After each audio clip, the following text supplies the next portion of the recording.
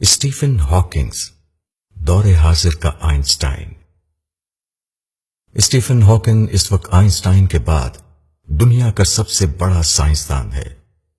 اسے دنیا کا سب سے ذہین شخص بھی کہا جاتا ہے۔ اللہ تعالیٰ نے قرآن حکیم میں 1400 سال پہلے فرمایا تھا، یہ کائنات ابھی نامکمل ہے اور دنیا میں روزانہ نئے سیارے جنم لے رہے ہیں۔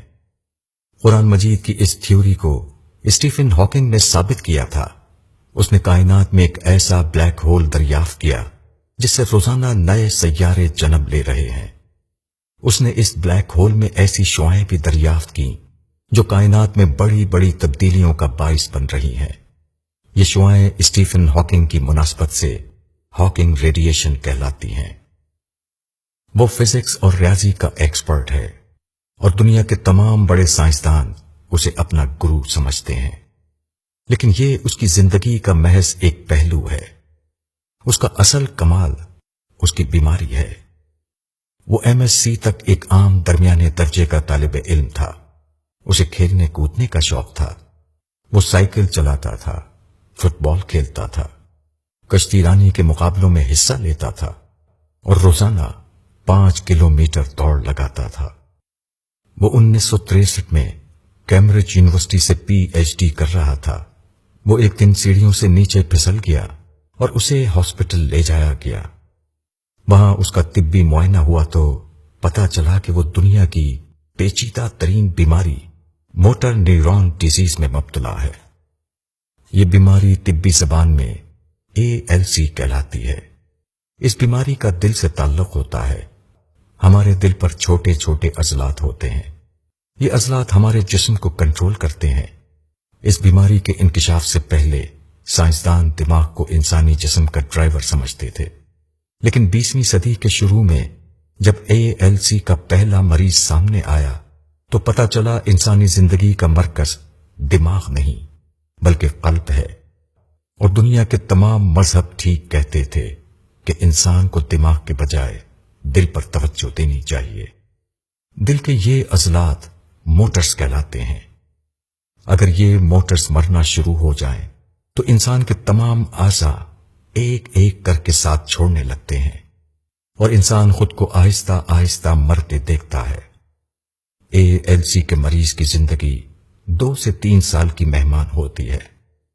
دنیا میں ابھی تک اس کا کوئی علاج دریافت نہیں ہو سکا۔ اسٹیفن ہاکنگ 21 سال کی عمر میں اس بیماری کا شکار ہوا تھا۔ سب سے پہلے اس کے ہاتھ کی انگلیاں مفلوج ہوئیں، پھر اس کے ہاتھ، پھر اس کے بازو، پھر اس کا بالائی دھڑ، پھر اس کے پاؤں، پھر اس کی ٹانگیں اور آخر میں اس کی زبان بھی اس کا ساتھ چھوڑ گئی۔ یوں وہ 1965 میں ویل چیئر تک محدود ہو گیا۔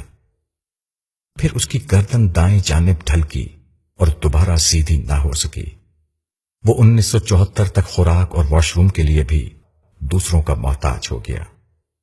آج اس کے پورے جسم میں صرف پلکوں میں زندگی موجود ہے۔ یہ صرف پلکیں ہلا سکتا ہے۔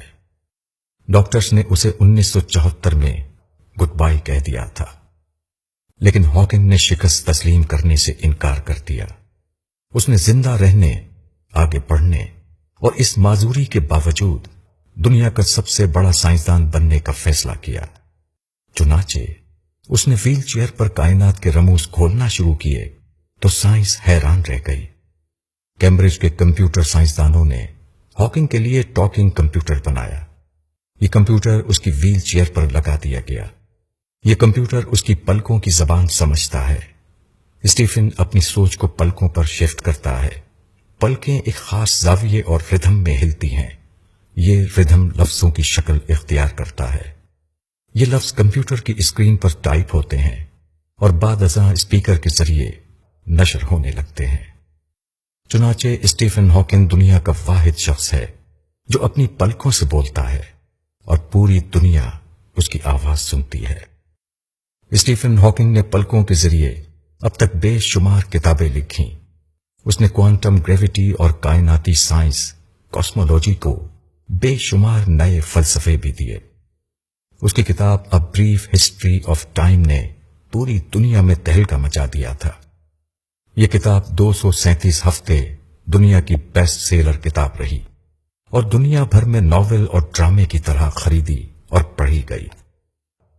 स्टीफन हॉकिंग ने 1990 की दिहाई में एक नया काम शुरू किया। उसने मायूस लोगों को जिंदगी की खूबसूरतियों के बारे में लेक्चर देना शुरू किए। दुनिया की बड़ी बड़ी कंपनियां, इदारे और फर्म्स हॉकिंग की खिदमत हासिल करती रहीं।